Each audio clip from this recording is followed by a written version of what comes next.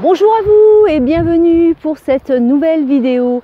Aujourd'hui, nous allons découvrir les bienfaits du beurre de karité et de l'huile végétale de macadamia réunis pour la réalisation d'une chantilly pour le corps. Suivez-moi, c'est parti! Partons en Afrique et plus précisément au Burkina Faso découvrir le karité. Cet arbre que l'on trouve uniquement en Afrique de l'Ouest est appelé l'arbre à beurre, l'arbre sacré. Découvrons pourquoi. Sa production est un art ancestral.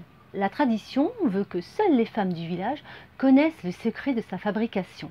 Cette activité leur permet d'être indépendantes financièrement. C'est pourquoi la recette est transmise de mère en fille. Le beurre est obtenu à partir de la noix. Il sert depuis très longtemps dans l'alimentation et s'est développé un peu plus tard pour la cosmétique. Ses propriétés sont multiples. Si vous êtes sportif, il est antalgique et anti-inflammatoire. Il est également hydratant, cicatrisant et très nourrissant si vous avez la peau sèche. Sa composition en acides gras essentiels et en vitamines A, D, E en fait donc un produit exceptionnel à éviter, bien entendu, si vous avez la peau grasse et la peau acnéique. Vous avez donc plein de bonnes raisons de ne plus vous passer de ce trésor pour la peau. Passons à l'huile de macadamia. Le macadamier est un arbuste originaire du nord-est de l'Australie. Son huile est produite à partir du fruit du noyer de Queensland. La majeure partie de l'huile est produite au Costa Rica et sur Hawaï. L'huile va protéger du dessèchement de la peau et des cheveux, de la coupe rose, des crevasses, du vent, du froid et c'est un très bon après-soleil. Passons à la pratique. Commençons par le karité. C'est là qu'il est important de faire le bon choix. Vous avez deux sortes de karité. Le karité blanc qui a été raffiné et qui n'a donc plus aucun intérêt puisqu'il perd 50 à 80% de ses propriétés produits à l'aide de solvants. Ça fait tout de suite moins rêver. Et puis vous avez le karité brut qui a été extrait à la main ou par pression mécanique et qui est celui-là sans ajout. C'est donc celui-ci qu'on va utiliser aujourd'hui. Pour cette recette, il va nous falloir 100 g de beurre de karité. Et pour la première étape, ça va se passer au bain-marie. Je vous dis à tout de suite. Donc nous allons mettre le karité au bain-marie. Alors ne jamais mettre votre karité directement dans une casserole, il perd ses propriétés, puis en plus vous risquez de le brûler. Donc là ça va mettre un petit peu de temps. Alors il a une odeur assez prononcée, hein, mais pas désagréable, hein. Sa couleur varie de l'ivoire au jaune, hein, en fonction des noix utilisées ou du pays d'origine. Alors un karité brut mais qui n'est pas certifié bio ne signifie pas forcément qu'il est de mauvaise qualité, hein, seulement que le label bio a un coût auquel tout producteur ne peut pas faire face. Donc il vaut mieux un karité brut non bio qu'un karité raffiné bio, si vous devez faire autre choix.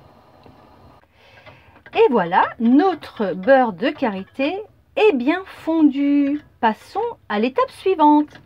Nous allons commencer à le fouetter. C'est parti.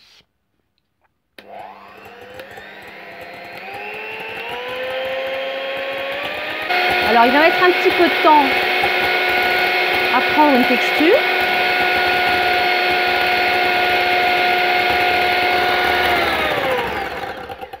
Voilà, je l'ai battu un petit peu. Maintenant, je vais rajouter l'huile de macadamia par petits filets. Donc celle-ci va favoriser en fait la microcirculation et le drainage lymphatique.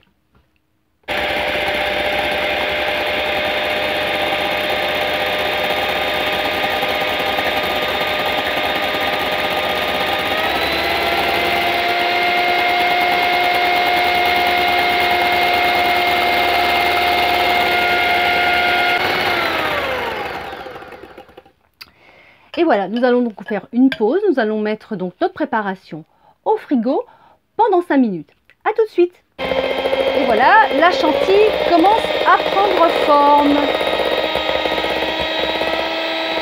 Je vais rajouter 5 gouttes d'huile essentielle d'ylang ylang, la fleur de l'océan Indien, qui est une huile qui va harmoniser le corps, embellir les cheveux et la peau. Alors son odeur est subtile et exotique, elle va nous emmener en voyage.